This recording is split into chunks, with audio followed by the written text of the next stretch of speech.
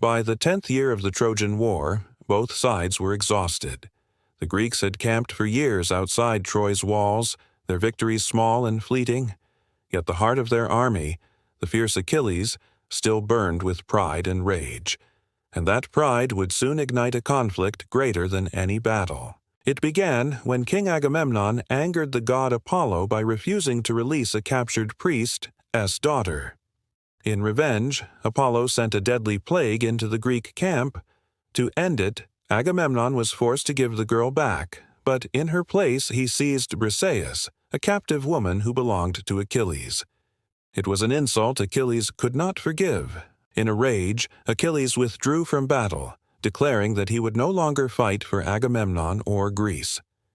The mightiest warrior of the Greek army now sat idle in his tent, his men, the Myrmidons, refusing to lift a spear.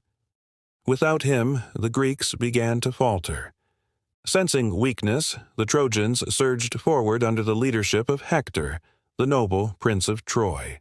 Unlike Paris, Hector was a true hero, devoted to his family, loyal to his people, and fearless in war. He led the Trojans out of their gates and onto the plain, driving the Greeks back to their ships. The fighting was fierce, and the gods themselves took sides. Apollo, Ares, and Aphrodite fought for Troy, while Hera, Athena, and Poseidon aided the Greeks. Lightning, storms, and divine interventions shook the battlefield. Yet even among gods, the fate of men was their own. The tide turned against the Greeks, and their ships were nearly burned.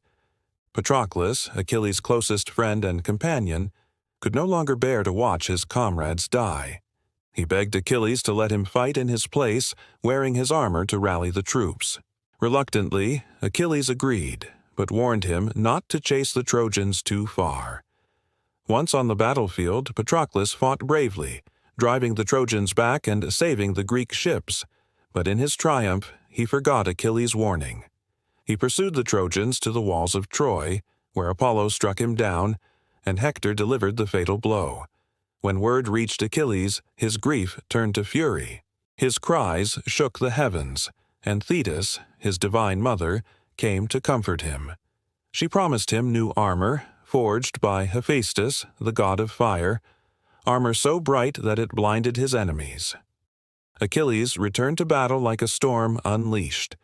No one could stand before him. He slaughtered Trojans without mercy, his spear unstoppable, his wrath divine. Finally, he found Hector before the gates of Troy. The two greatest warriors of the age faced each other as the city watched.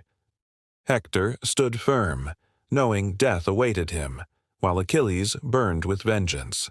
Their duel was swift and brutal.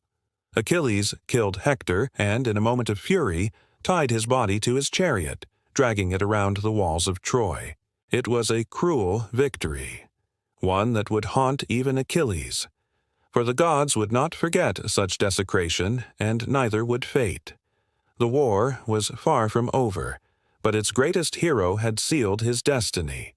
The end of Troy and Achilles was drawing near.